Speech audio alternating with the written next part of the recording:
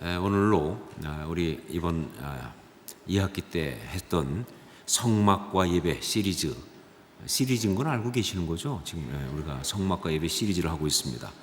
거기에 이제 마무리를 합니다. 9번에 걸쳐서 성막에 대해서 묵상하면서, 그러면서 그 성막 가운데 있는 예배의 비밀, 그 메시지를 우리가 쭉 나눠왔고 오늘 그 마지막을 나눌 거예요. 자, 그런데 제가 이 성막과 예배의 이 첫 번 부분을 말씀을 전하면서도 강조했지만, 성막은 절대로 하나님을 위하여 만든 것이 아니다. 이 생각부터 바꾸셔야 돼요. 성막은 절대로 하나님을 위한 것이 아니다. 거기 하나님이 거하시려고 만드셨거나 아니면 하나님께서 뭔가 필요하셔서 세운 것이 절대로 아니다 하는 거예요.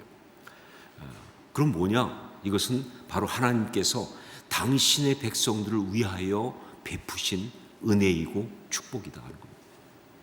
하나님을 위해서 만들어드리는 것이 아니라 하나님께서 당신의 백성들한테 준 가장 큰 은혜이고 축복이다 하는 겁니다. 정말 이것은요, 당신의 백성들이 정말 당신의 백성답게 살 수 있도록 주신, 우리 하나님 주신 지침이면서 동시에 그것보다 훨씬 더 중요한 게 뭐냐? 정말 우리 자녀들에게 주신 최고의 선물이고 축복이라는 거예요. 그게 성막이에요. 그것이 바로 예배라는 것이죠. 오늘은 그 성막의 그 시리즈 중에서 마지막 부분, 뜰에 대해서 이제 말씀을 나눕니다.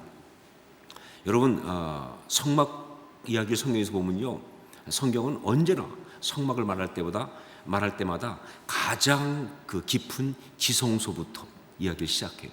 지성소부터 해서 성소로, 그리고 뜰로 그렇게 가는 거예요. 물론 백성들의 입장에서 볼 때는요, 어떤 이스라엘 백성 입장에서 볼 때는요, 성막을 가려면 거꾸로 가야 돼요. 뜰부터 들어가서 그 다음에 성소까지 갈 수 있을지 모르지만 성소로, 그리고 지성소까지, 이게 가는 게 순서가 맞는 거예요. 그런데 여러분, 정말 진짜 예배는 어떤 방향이냐 하는 부분을 생각해요. 정말 예배는요, 그 방향이 아니에요. 우리는 그렇게 생각하죠. 예배는 뭐예요? 여기서 하나님께 올려드리는 것, 이게 예배다라고 생각해요. 그래서 정말 인간으로부터 시작해가지고 하나님께 올라가는 것, 거기 가서 끝이 나는 것, 이게 예배라는 거예요. 예배는 그래서 가장 깊은 곳, 가장 거룩한 곳, 거기까지 가서 딱 가야 예배다. 근데 여러분, 만약 그렇게 생각한다면요, 그 성막은요, 결국 누구를 위한 것이냐? 거기 있는 그분을 위한 거예요. 가장 깊은 곳에 계시는 하나님을 위한 것이 되고 마는 거예요. 여러분, 성막은 그런 게 아닙니다. 진짜 예배는 그런 게 아니에요. 진짜 예배는 뭐냐면요, 그래요, 하나님께 가야죠. 그래서 여기서부터 하나님 앞에 들어가서 뜰을 지나 성소를 지나 지성소까지 가서, 근데 거기서 끝이 아니에요. 거기에서 은혜를 받고, 거기서 정말 하나님의 그 놀라운 그런 예비하신 축복을 받고, 그리고 다시 나와야 돼요. 지성소에서 성소로, 성소에서 뜰로, 그리고 삶의 자리로 가는 거예요. 거기까지 가야 그게 예배입니다. 그게 예배의 방향이에요. 그게 진짜 예배예요. 진짜 예배는요, 그 예배자가 받은 은혜를 가지고 삶으로 가서 그 삶을 바꾸지 않으면 그건 예배가 아니다 하는 거예요. 그 삶 속에서 정말 그 예배 가운데 받은 은혜가 역사하지 않으면 그건 예배가 아니다 하는 거예요. 그래서 성경은요, 성막을 말할 때마다, 예배의 어떤 비밀로 성막을 말할 때마다 지성소부터 시작해서 이 뜰까지 나가서 결국 삶의 자리까지 가는 그 방향으로 얘기를 하는 거예요. 그게 중요한 결론이기 때문에. 사실 오늘 이 성막과 예배 시리즈의 마지막이지만, 원래대로 말하면요, 제사장의 의복, 그리고 거기서 일어나는 5대 제사까지 해야 성막 시리즈는 다 끝이 납니다. 그러니까 단지 지난번에 말씀드렸던 것처럼 안에 있는 기구들이라든가, 혹은 거기에 어떤 휘장 같은 것이라든가, 혹은 그다음에 거기서 있는 어떤 그런 뜰레가 있는 그런 것, 그리고 나서 끝나는 것이 아니라 정말 그 제사장 복장, 또 거기도 비밀이 많아요. 제사장도 하여간 패션이 대단합니다. 그냥 대충 입는 게 아니에요. 이 앞에 흉배, 우림과 둠밈, 등에 또 위에 그 견대 붙인 거, 여호와 성결할 거 없이 그 진짜 곳곳에 예수 그리스도가 그냥 다 덮여 있어요. 그리고 거기서 일어나는 5대 제사, 그걸 해야 돼요. 자, 거기까지 가야 되는데 그러려고 하면 레위기까지 다 커버해야 됩니다. 그래서 이번에는 그냥 성막 자체만 일단 다루고 그 나머지는 다음에 또 우리한테 시간을 주시면 또 하기로 그렇게 하는 게 좋을 것 같아요. 자, 이 성막 자체를 다루는 것으로 마무리한다면 뜰 이야기가 이제 끝이 나는 거예요. 그 다음엔 삶으로 가야 되니까. 제가 지난주에 설교하면서 주의 뜰에 살게 하신 사람은 복이 있나이다 라고 하는 시편 65편 4절 말씀을 가지고 말씀드렸어요. 주의 뜰에 살게 하신 자는 사람은 복이 있습니다. 자, 그러면서 이 주의 뜰에 산다는 것이, 주의 뜰에 거한다는 것이 어떻게 복이 되는지를 말하면서 세 가지를 나눴어요. 그리고 그 마지막 세 번째는 그곳에서 정말 아름다운 역사가 예배자인 우리에게 일어나기 때문에 그래서 거기에 거하는 것은 복이 되는 것이다. 왜 복이 되느냐? 그 예배자가 그 뜰에서 정말 아름다운 역사를 경험할 수 있기 때문에 그런 것이다 라고 말씀드렸어요. 그러면서 그 역사가 그것이 뭐냐라고 할 때 그게 바로 뜰에 있는 두 개의 기구, 즉 번제단과 물두멍, 여기에 담겨있는 그 비밀, 그 예배의 비밀이 바로 일어나는 그 구체적인 아름다운 일이다.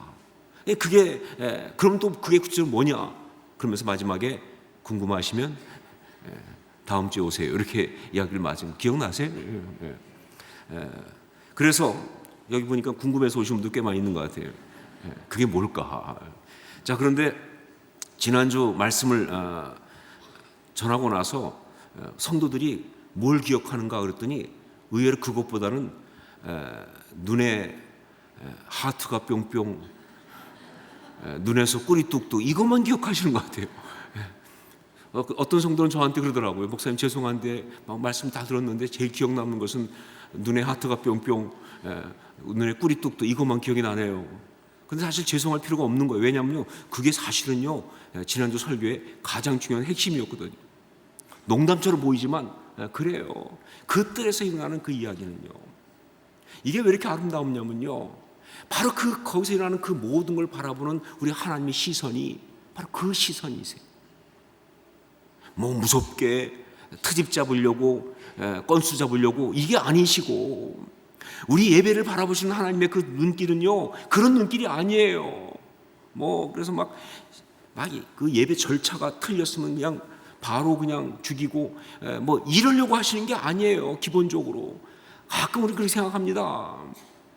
그래서 뭐가 좀 잘못됐고 하나만 잘못되면 그냥 죽이려고 하는 그런 하나님으로 오해하는데, 물론 참 많은 경우 백성들이 거룩하지 못함으로 하나님께 나갔다가 하나님 앞에서 죽는 경우도 있었지만, 그러나 기본적으로 우리 하나님의 어떤 그런 눈길은요, 바로 정말 사랑하시는, 말 그대로 정말 하트가 뿅뿅 꿀이 뚝뚝이에요.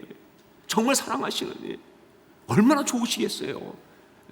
사랑하는 자녀가 예배 드리려고 할 때 그걸 바라보는 정말 그 아버지 하나님의 마음이 얼마나 좋은 거예요. 진짜 저는 오늘도 그러실 거라고 생각해요. 여러분, 이게 이 수요일에 온 거 보면서 하나님 정말 좋으실 것 같아요. 야, 정말 얼마나 좋으냐, 얼마나 참 기특한가. 이것들이 그래도 땡땡이 안 치고 여기 와 있으니 말이지, 참 귀하다. 그냥 하나님을 봐서 그냥 마음이 너무 사랑하시는 마음으로 꽉 차 계실 거라고요. 여러분 믿으십니까? 확실해요. 제가 방금 전달받았기 때문에 알 수 있어요. 이게 바로 그 뜰에서 일어나는 이야기예요. 그게 정말 이 뜰에 복이 있는 이유예요.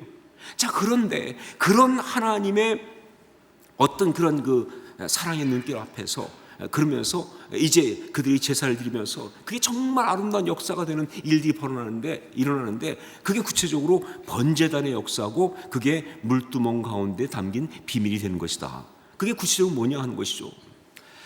먼저 거기에 번제단이 있습니다. 이 번제단 사이즈는요 5규빗 곱하기 5규빗, 딱 정방형이죠. 그리고 높이가 3규빗이에요. 5규빗 곱하기 5규빗, 높이가 3규빗. 지금 우리 그 그림에 나와 있는 딱 저런 모양일 거라고 생각합니다.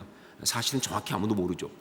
노수로 만들었고요, 네 모퉁이에 뿔이 있습니다. 그리고 바닥에는 쇠 그물이 있어요. 그래서 불을 피우게 되어 있는 그런 모습으로 되어 있습니다.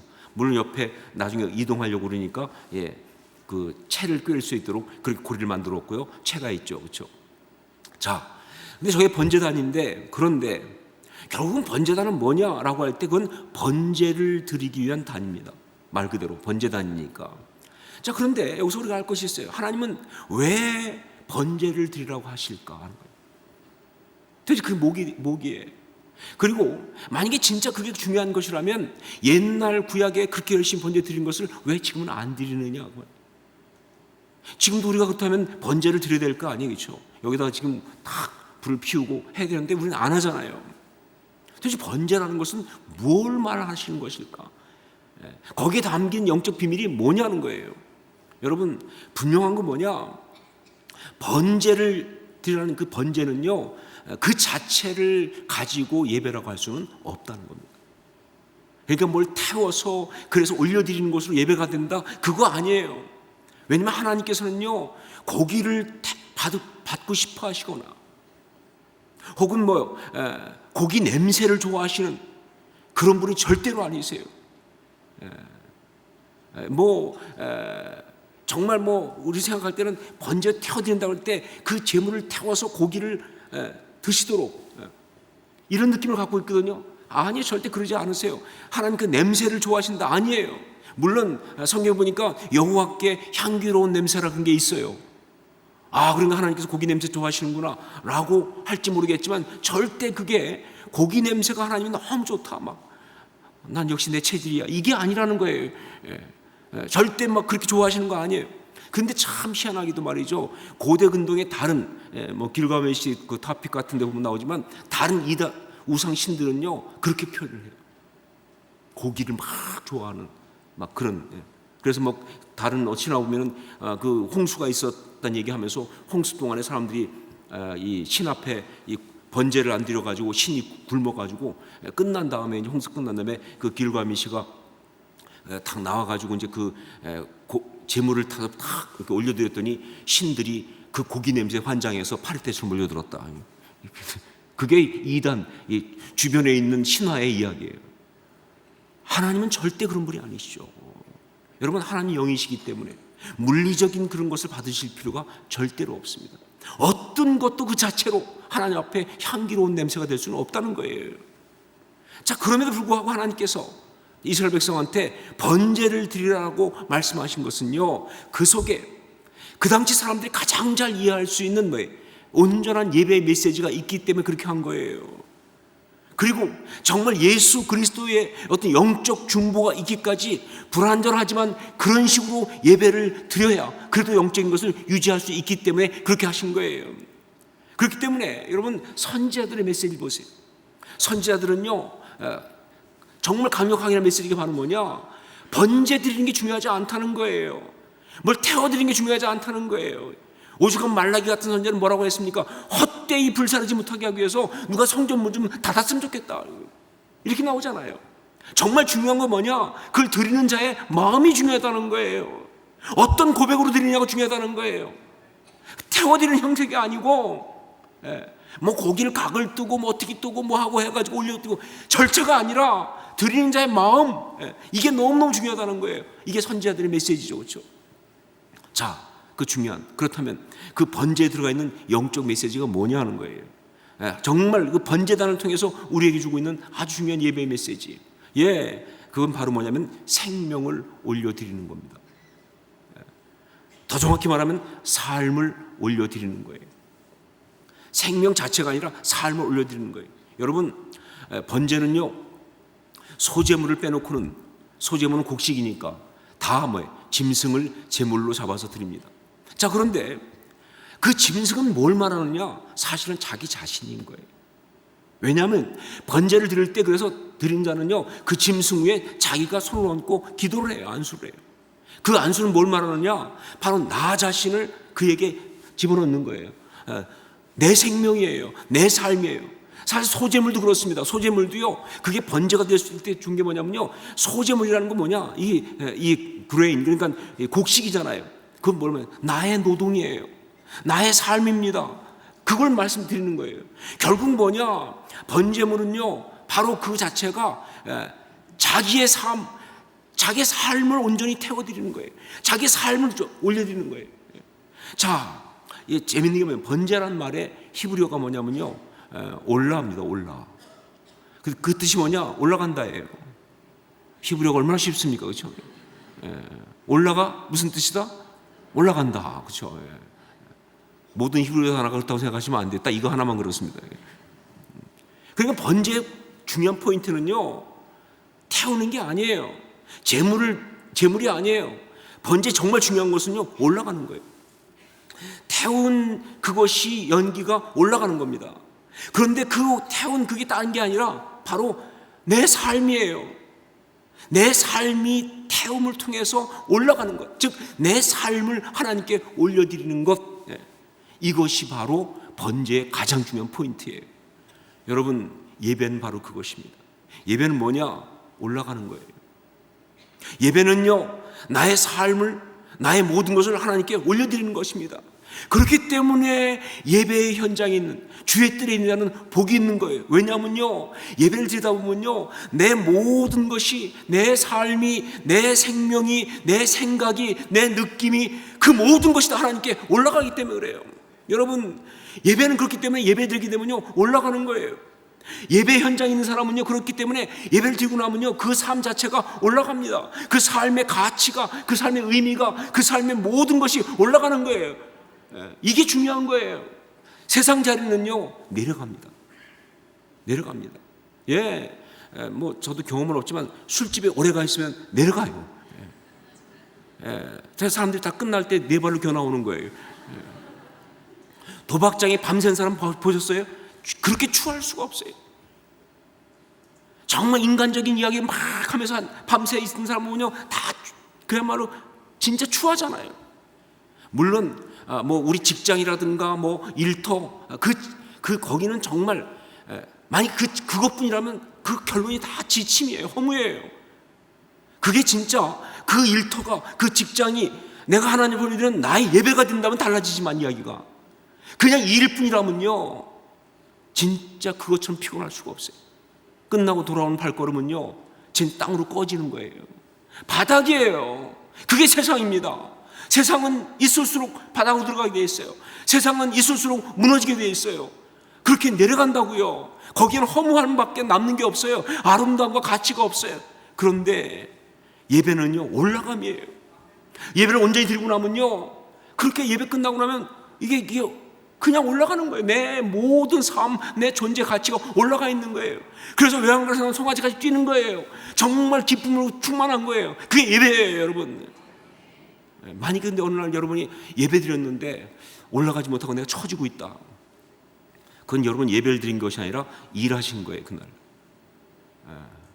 예배를 일로 할 수 있다는 것은 뭐 우리가 많이 경험하는 거예요.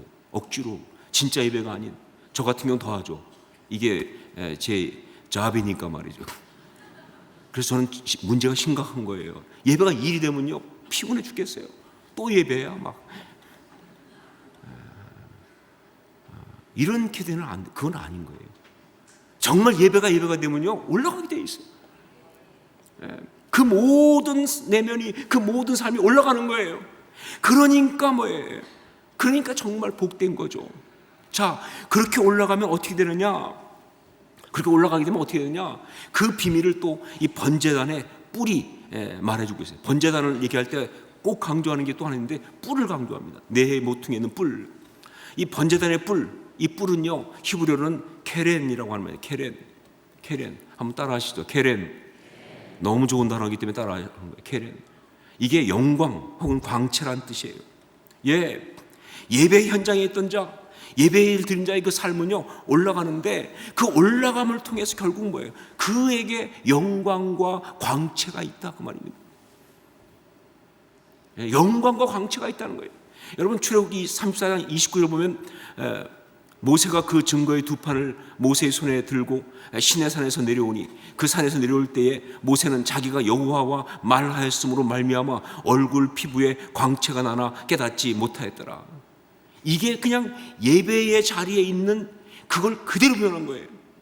왜 모세의 얼굴에 광채가 납니까? 왜 모세의 얼굴에 광채가 납니까? 여호와와 자기가 말했기 때문에, 다른 게 아니라 예배를 드렸기 때문에.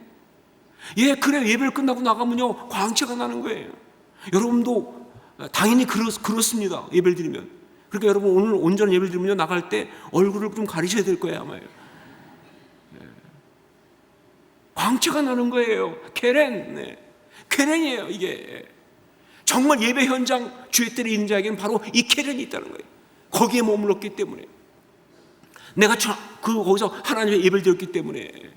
자, 그런데 이 예배 현장에 있는 자한테 이런 어떤 광채가 나는 그럼 구체적인 이유가 뭐냐? 어떤 내용 때문에 광채가 나느냐? 좀 더 들어가 본다면요, 여러분 이 광채, 즉 케렌이란 말이 상징하는 게 있어요. 이게 그냥 광채, 그런데 말씀드린 것처럼 케렌이 또 뭐였어요? 뿌리였잖아요. 이 뿌리란 단어예요. 이게 뿌리, 또 다른 말로 광채가 되거든요. 케렌. 그런데 그 뿌리라는 건 또 뭘 말하느냐? 그건 권위, 능력을 말합니다. 뿌리 있다, 권위가 있다. 뿌리 있다, 능력이 있다예요. 그래서 광채가 나는 거예요. 여러분, 사람이 정말 아름다울 수 있는 것은 딱 하나밖에 없어요. 사람이 정말 아름다우려면요 권위가 있어야 합니다. 사람이 정말 아름다우려면 능력이 있어야 돼요. 능력이 아름다움이에요. 여러분 스데반을 보시면 알잖아요, 그렇죠? 그 성령 충만했고 충만한 능력으로 갖고 능력은 아름다움을 갖잖아요, 그렇죠? 그게 바로 진짜예요. 그러니까 바로 그 제단불, 그 예배를 통해서 하나님이 주신 권위, 하나님이 주신 그 능력, 이거를 그가 온전히 받기 때문에 그에게서 광채가 나는 거예요. 그래서 정말 그가 그렇게 올라간 결과 그렇게 아름다워질 수 있는 바로 그런 이야기예요. 이 번제단에 대해서, 뿔에 대해서 아주 중요하고 의미 있는 이야기가 하나 있습니다. 뭐냐면요, 여러분도 아시는 거지만 어떤 사람이 범죄에서 죽을 수밖에 없는 그런 상황에 있을 때, 그때 그 사람이 그 제단 뿔을 잡으면 그는 그 사형 집행이 유예가 됩니다. 용서받는 게 아니고 사형 집행이 유예가 되는 거예요. 그게 바로 이 번제단 뿔이에요. 물론 그 사람이 고의적으로 사람을 죽였거나 혹은 거기에 준하는 아주 나쁜 짓을 했을 때는 그 뭐 해당이 없지만, 그렇지 않은 경우는요 살게 돼 있어요. 사형 집행 안 돼요. 딱 뭐하고 같으냐면 도피성에 피했을 때 형집행 정지와 똑같은 거예요. 그런 것이 바로 제단뿔입니다. 자, 그런데 도대체 언제부터 이런 일이 있었는가라고 할 때 그게 정확하지 않아요. 번제단을 처음 만들 때부터였던 것 같긴 한데 정확하지 않은데, 하나 확실한 건 뭐냐, 그게 실제로 나타났던 일은 다윗의 아들 아도니아 때 나타났어요. 그러니까 시작은 출애굽기부터 시작한 것 같은데 실제 그런 일이 일어났던 건 다윗의 아들 아도니아가 지가 왕 될 줄 알고 막 난리치다가 아버지가 솔로몬을 왕으로 세우는 바람에 거기서 완전히 죽게 생겼으니까 급한 김에 뭐예요? 가서 제단불을 잡았잖아요. 그래서 일단 형집행 정지 받았어요. 그때 처음으로 성경에 나온 겁니다. 자, 근데 여기서 또 한 가지 의문이 뭐냐면, 그러면 그게 언제부터 했는지 잘 모르겠지만 또 한 가지, 그 제단불을 잡는다고 그래서 왜 그게 형집행 정지가 되느냐, 그게 무슨 이유냐, 이게 또 잘 모르겠다는 것이죠. 많은 그 주석가들은 그냥 이렇게 말합니다. 원래 제단불에다가 제물을 바칠 때 피를 받은 다음에 피를 바르거든요. 그러니까 제단불에 피를 바르니까 아마 속죄의 은혜가 있어서 그런 것일 것이다 라고 그렇게 해석을 해요. 맞을 수도 있어요. 그런데 제가 볼 때는 그것보다 훨씬 중요한 게 있습니다. 그게 바로 뭐냐, 바로 이 케렌이라는 말 속에 들어가 있어요. 하나님이 주신 그 권위, 하나님의 그 능력. 무슨 얘기냐, 제단불을 붙잡는다는 것은 바로 하나님의 능력과 권위에 접붙임된다, 그 뜻이에요. 그러니까 그가 비록 세상 가운데 뭐 원치 않게 혹은 원하는 어떤 실수로 하여튼 간에 죄를 짓고 그 죄 때문에 죽을 수밖에 없는 죄인이 되었다고 할지라도, 그래서 처벌을 받아야 되는 그런 상황이지만 그가 제단불을 잡는 순간 그는요 하나님의 자녀로 하나님의 통치 속에만 속합니다. 사람이 손댈 수 없어요. 사람이 판단할 수 없어요. 사람이 함부로 할 수 없어요. 그는 하나님의 사람이에요. 하나님의 그 권위를 가진 그런 사람이에요. 여러분, 그야말로 뭐예요? 그는 세상에 있지만 세상의 치외복권 속에 속한 사람이 된다는 것이죠. 여러분, 이게 바로 그 제단불을 잡을 때 그가 형집행 정지를 받는 이유가 되는 거예요. 도피성과 똑같아요. 도피성이 그렇습니다. 여러분, 이것이 바로 번제단의 영적 역사를 아주 정확하게 보여주고 있어요. 여러분, 우리가 예배드리는 순간 우리는 세상 사람이 아닙니다. 믿으십니까? 우리는 세상 사람이 아니에요. 정말 하나님께 우리의 삶을 다 올려드리고 우리 전 존재를 가지고 전심을 예배하는 순간 하나님이 우리를 받으시고 우리는 하나님밖에 보이지 않고 하나님의 그 시선과 통치 가운데 우리가 들어가는 순간 우리는 세상이 손댈 수 없는 거룩한 사람이 되는 거예요. 이게 중요한 거예요. 그래서 예배자는요, 세상에 함부로 판단 못합니다. 누가 판단해? 그게 예배라고 아니라고. 그러면 안 된다고 그렇다고 누가 판단합니까? 예배자를 갖다가. 여러분, 정말 뿐만 아니라 예배자는요, 세상이 절대로 함부로 무시하거나 공격할 수가 없어요. 왜냐하면요, 그는요, 예배드리는 순간 세상에 손댈 수 없는 거룩의 경지로 올라가거든요. 다른 차원의 사람이에요. 이게 중요한 거예요. 좀 속된 말이긴 하지만 사람들이 잘 쓰는 말 중에 그런 말이 있어요. 밥 먹을 때는 개도 안 때린다. 들어보신 것 같아요? 밥 먹을 땐 개도 안 건드린다. 뭐 이런 말이 있어요. 이게 굉장히 아주 속된 그런 말이죠. 그런데 사실 여기에는 나름대로 이 어떤 존재의 그 자기의 권위에 대한 최후의 저항 같은 게 있어요. 그래도 이거는 무시하면 안 돼. 이걸 건들면 안 된다. 나는 밥이라든 밥 먹을 수 있는 그래도 권리는 있지 않느냐. 뭐 이런 정도의 어떤 처절한 어떤 그런 말을 별로 안 써보셨는지 관심이 없으신 것 같아요. 잘 쓰거든요, 사람들이요. 특히 집에서 밥 먹다 얻어맞을 때만 쓰지 않습니까? 그죠? 적어도 나는 이 정도 권리는 있어야 돼. 이것만큼 지켜줘야 될 거 아니냐. 뭐 이런 얘기 아니에요, 그렇죠? 근데 여러분, 그것과 비슷해 보이는데 사실은 완전히 정반대인 그런 비슷한 스타일의 그런 말을 또 우리가 만들 수 있어요. 그게 바로 뭐냐? 예배 드릴 때는 마귀 중에서 대마귀도 우리를 못 건드린다, 그런 거예요. 예배 드릴 때는 마귀의 대마귀라도 우리를 못 건드린다. 우리가 비록 연약하고 우리가 비록 부족하고 우리가 상처 많고 우리가 정말로 추한 실패한 그런 삶이라 할지라도 예배드리는 순간만큼은 마귀가 절대로 우리를 건들 수가 없어요. 왜냐하면요, 예배드리는 순간에 그는요 바로 그 계략, 그 하나님의 권위와 딱 붙어있기 때문에 여러분, 어떤 열등감 갖고도 우리 자금 못합니다. 예배드릴 때는요 평생 그것 때문에 우리가 마귀한테 종종 당했죠. 뭐 그냥 조금 잘하려고 그러다가 딱 갑자기 열등감 딱 자극해가지고 뭐 네 친구는 뭐 누구는 저 뭐 딱 비교만 하면 그때부터 막 넘어가갖고 그냥 사내 만에 뭐 별소리 다 하고. 또 뭐 두려움 그냥 조금만 그냥 두려움만 주면 그냥 다 넘어갔잖아요, 그렇죠? 협박 통하죠. 죽을지도 몰라 망할지도 몰라 다 통하는 거예요. 근데 여러분, 진짜 예배자가 되면 그게 안 통하는 거예요. 예배 진짜 드리는 순간 그가 바로 그 모든 이 땅에 이것을 뛰어 올라가요. 죽음조차 뛰어넘어가니까. 그냥 하나님 앞에 난 예배자일 뿐이에요. 어떤 종류의 가치 비교도 나를 흔들 수가 없어요.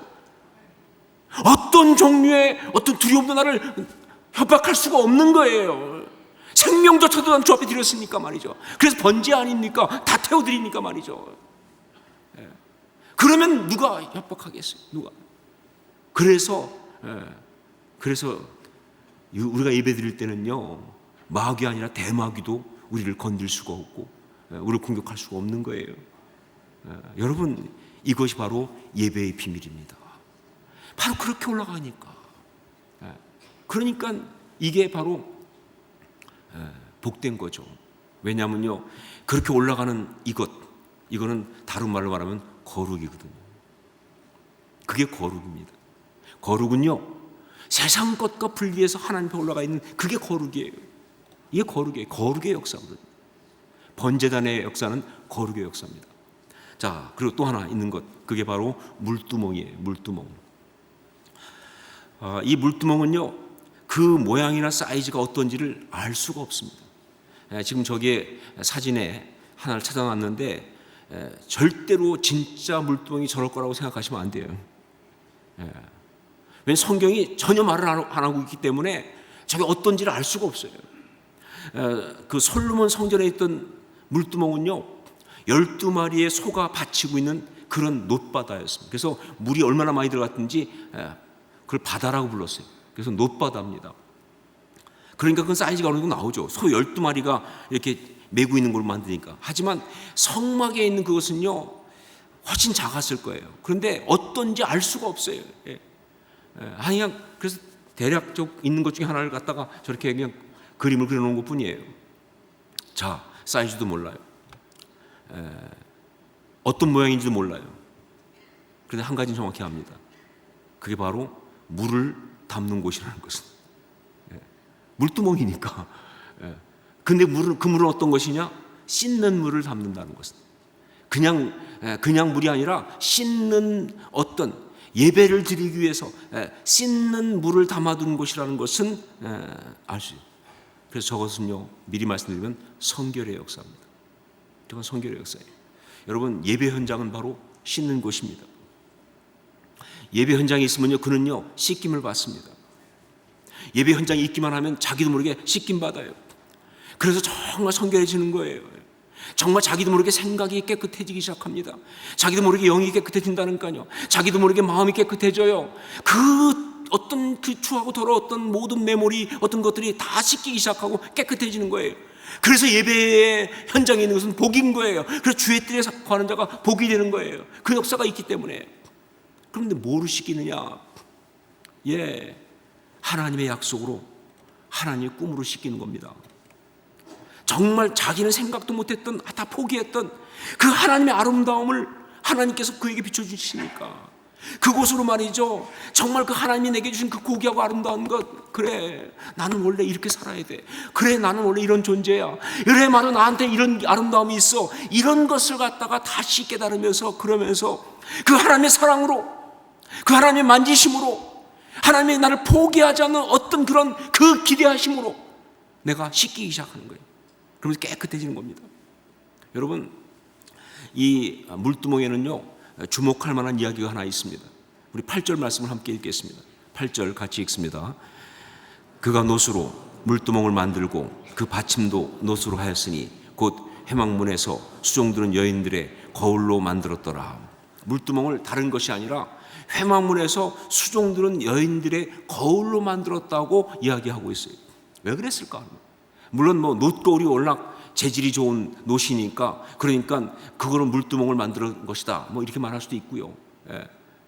혹은 뭐 또 그때 보니까 회막문에 수종드는 여인들이 우리도 뭐 좀 하자 그래가지고 자기들이 갖고 있는 가장 귀한 이 놋거울을 갖다가 받쳐서 그걸 가지고 물두멍을 만들었다 이렇게 말할 수도 있어요. 왜 우리 교회 건축할 때 막 여자분들 막 비녀도 뽑고 요새 비녀가 없어가지고 말이죠.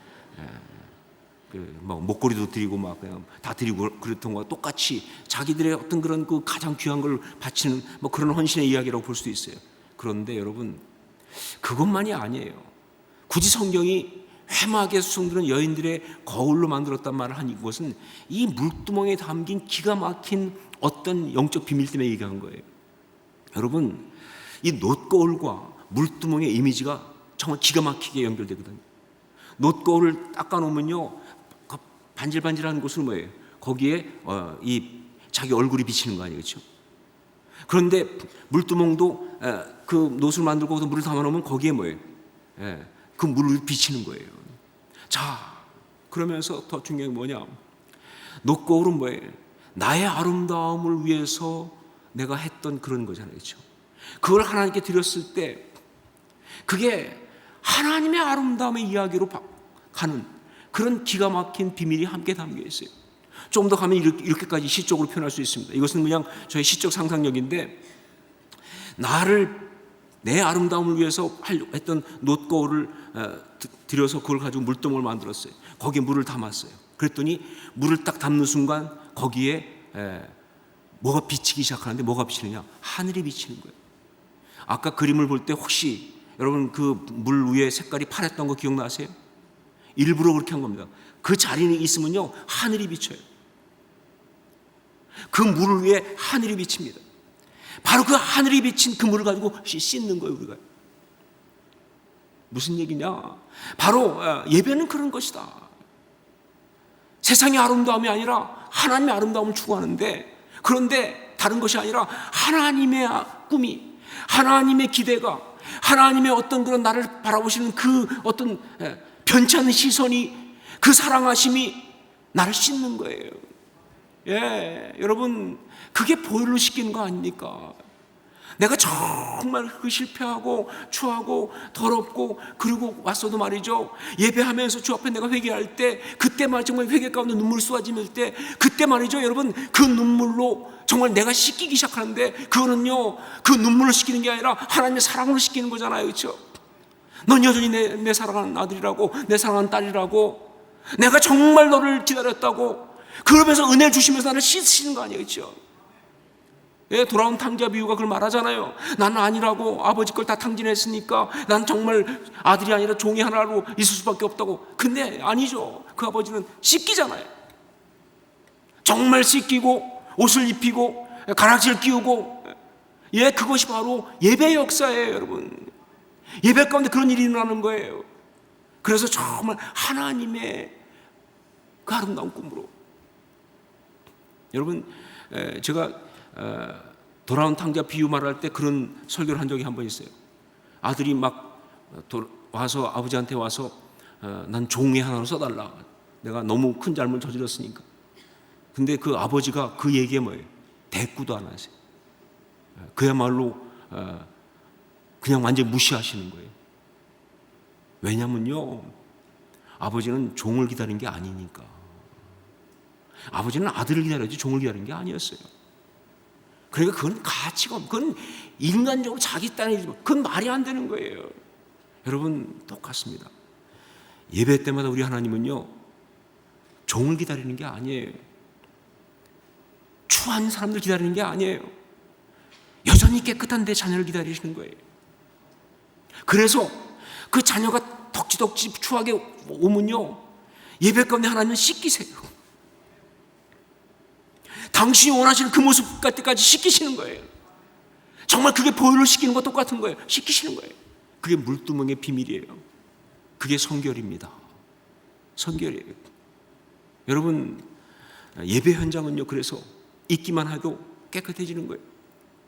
찬양 부르는 사이에 내용이 깨끗해지는 거예요. 기도하는 가운데, 말씀 듣는 가운데 깨끗해지는 거예요. 성결의 역사입니다. 이것이 바로 주의 때에서 일어나는 또 하나의 비밀이다. 그래서 주의 때에 거하는 자들은 복이 있다는 거예요. 자, 예배 현장, 주의 때 거기에는 바로 거룩의 역사, 그리고 성결의 역사가 있어요. 이 거룩의 역사, 성결의 역사가 결국 뭐냐? 그게 십자가 역사입니다. 여러분, 십자가는요 거룩과 성결의 역사예요. 이게 십자가 역사예요. 그렇기 때문에 모든 예배의 자리는요 바로 갈보리, 즉 골고다입니다. 예수 그리스도의 십자가 섰던 바로 그 자리. 그래서 모든 예배 자리는 갈보리, 골고다예요. 예배의 뜰은 바로 갈보리예요. 골고다예요. 그래서 누구든지 거기 오기만 하면 그는 그 자리 속에서 정말 그 하나님의 구속의 은혜, 그 어떤 사랑을 받고 그가 정말 그 가운데 새롭게 아름답게 변하기 때문에, 그래서 그는 복이 있는 것이다. 여러분, 우리 모두는 다 이 주의 뜰에 거한 자들, 이 주의 뜰에 사는 자들인 것을 전 주의 이름으로 선포합니다. 믿으십니까? 네. 잊지 마세요.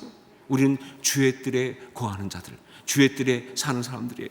정말 그렇기 때문에 모든 예배마다 이런 거룩의 역사, 그리고 성결의 역사를 누리시기를, 그래서 정말 그렇게 아름답고 복된 사람이 될 수 있기를 주님으로 축원합니다. 이게 성막의 마지막 마무리입니다. 이제 그런 아름다운 사람으로 삶을 향해 나가서 그 받은 축복 가지고 살아가면 되는 것이죠. 기도하겠습니다.